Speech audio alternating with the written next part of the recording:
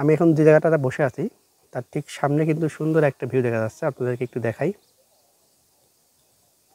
আমার বারান্দা থেকে কিন্তু এই সুন্দর একটা ভিউ, এই যে সূর্য উঠেছে আর ঠিক এর সামনে এভাবে কিন্তু মেঘের স্তর জমে আছে। আমরা কিন্তু এখন এই সকালটাই কিন্তু উপভোগ করতেছি।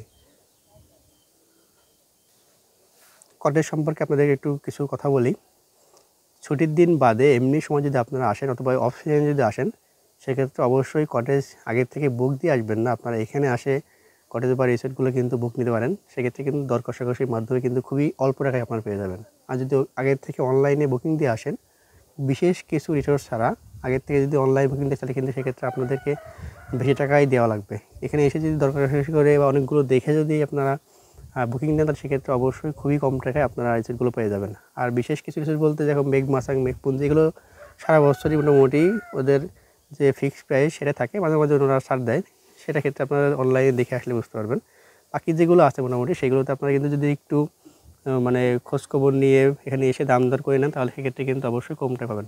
অবশ্যই সেটা কিন্তু ছুটির দিন বাদে বা সিজন বাদে আপনাকে কিন্তু আসতে হবে।